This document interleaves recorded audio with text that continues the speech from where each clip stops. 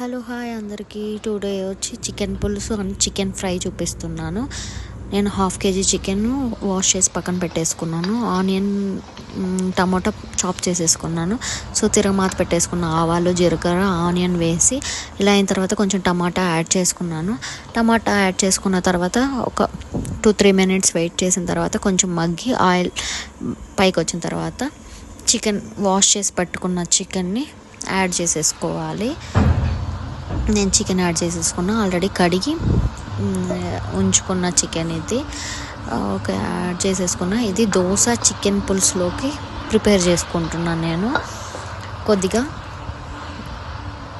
కొంచెం ఫ్రై చేద్దామని పక్కన పెట్టుకున్నా. సో సాల్ట్ అండ్ పసుపు యాడ్ చేసేసుకున్నాను.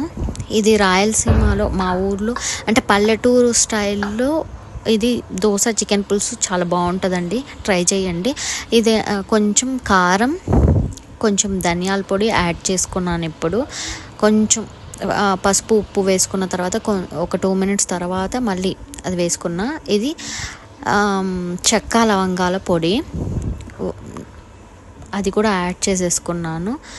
సో కొబ్బరి పాలు వేసుకున్న తర్వాత ఇది మినీ వ్లాగ్ కాబట్టి అంతా చూపించట్లేదు.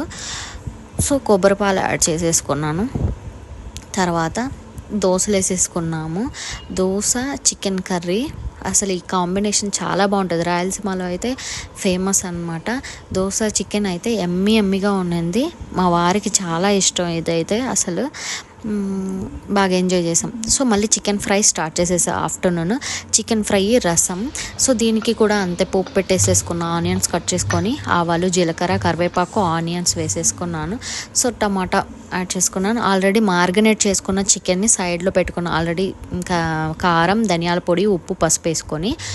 సో దానికి కూడా టమాటా కావాలి, సేమ్ ప్రాసెసే. అల్లం వెల్లుల్లి పేస్ట్ వేసేసుకున్న, కొంచెం పచ్చిమిర్చి వేసేసుకున్న, ఆనియన్ వేసేసుకొని మిక్స్ చేసుకున్నాను. కొంచెం బాగా మగ్గాలి. నాన్ వెజ్కి ఆనియన్ బాగా మగ్గితే చాలా బాగా టేస్ట్ వస్తుంది. సో ఇది ఫ్రైకి కదా, నేను ఆల్రెడీ మార్గనేట్ చేసి పెట్టుకున్న 1/2 hour బిఫోరే మ్యారినేట్ చేసి పెట్టుకున్నాను. కొంచెం తగినంత కారం ఉప్పు పసుపు ధనియాల పొడి. ఈ టమాటా ఆనియన్ బాగా ఫ్రై అయిన తర్వాత కొంచెం పచ్చిమిర్చి కూడా యాడ్ చేసుకున్నాను. ఇది కారం లేని పచ్చిమిర్చి. కారం ఉన్న స్పైస్ ఎక్కువ ఉన్న పచ్చిమిర్చి కారం యాడ్ చేసుకుంటే ఎక్కువ కారం అవుతుంది. సో ఇది లైట్గా కారం ఉండేది. మ్యారినేట్ చేసుకున్న చికెన్ని మళ్ళీ దాంట్లో యాడ్ చేసుకున్నాను నేను.